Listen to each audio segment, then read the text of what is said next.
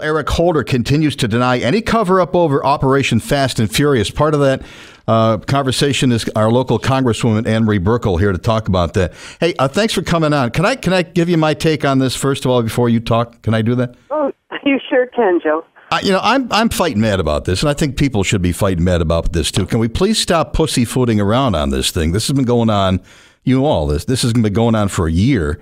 If the committee thinks Holder's holding out, then the committee owes it to us, taxpayers, and the law to not only hold Holder in contempt, but also start proceedings to prosecute Holder for perjury if Holder is lying.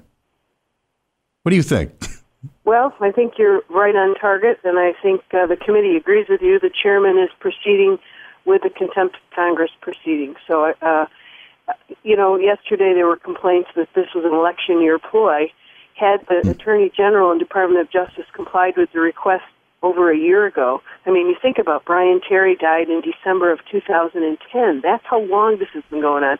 And he had knowledge of this whole program before Brian Terry died. So, they've delayed it. He's not cooperated, and you're right. And so the chairman is planning to proceed with contempt of Congress. It seems to me, Anne-Marie, if Congress can go after Roger Clemens and Barry Bonds for perjury on steroids, they ought to be able to move, faster on this. Could it be maybe the committee has been way too easy on Holder?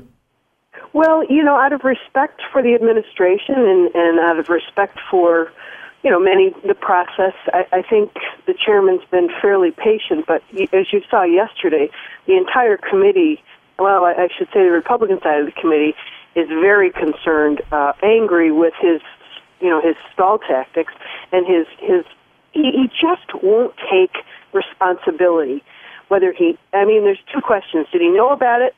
And he's, like you say, suggests that there's perjury involved, or did he not know about it? And then you've got the question of incompetence. But either way, come forward, take responsibility. You're the head of DOJ, and that was their plan. It wasn't anyone else's plan. It was Department of Justice, Fast and Furious was their plan. ATF was going to execute that plan. He hasn't fired anybody, no reprimands, nothing put in anybody's personal file. I want to know who authorized it. If that person is still working, in the government, if that person authorized it, and how high has it gone? You're right. Nothing. And he refers back to an investigation the IG is doing, which is right out of his own department. And so no one has been punished, no one has been fired. Some have resigned, some have taken the fifth, which of course raises one's speculation about their situation. But he just overall will not take responsibility for it. I think you will see a contempt of Congress action in the very near future.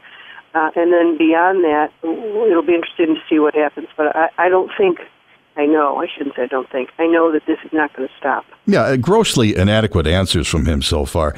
I don't know. I think very in simple terms, why not put anybody who may have had a connection with this under oath and ask if they were part of the situation? Go right down the line until you come up with somebody who says something. Well, and, this is why the American people are so disgusted with Washington. This administration, this Department of Justice, claimed they were going to be the most transparent. And Department of Justice, Eric Holder said the same thing. We are going to be transparent. We're going to shed a light on Department of Justice. And that's not happening. And that's why there's a whole trust factor. American people just don't trust what they're hearing coming out of Washington. His failure to answer the questions it's egregious. And the fact that, he owes the American people an answer. He owes, I mentioned the people in my district, but he also owes Brian Terry's family some answers. And there's been hundreds of Mexican citizens who have been killed as a result of this. Innocent people killed by guns that were placed in criminals' hands by the United States of America. That's egregious, and he's got to take responsibility for it. Yeah, seriously, how does Eric Holder still have a job? That's what I want to know. Well, I was actually pretty impressed with how arrogant he was yesterday. He had he mentioned, I am the U.S. Attorney for the United States of America. And I said to him, yes, you are. but you also are accountable to the American people. You work for the American people. And I think folks down here tend to forget that, and they get caught up with how important they are. Yeah, everybody's got to be upset. They should be PO'd about this. I mean, the family has to be outraged, as should they be. I think everybody should be outraged about this. Keep at them and get some answers out of them. I'll talk to you again, Ann. Thanks. Thank you very much, Joe. Ann Marie Burkle, Congress.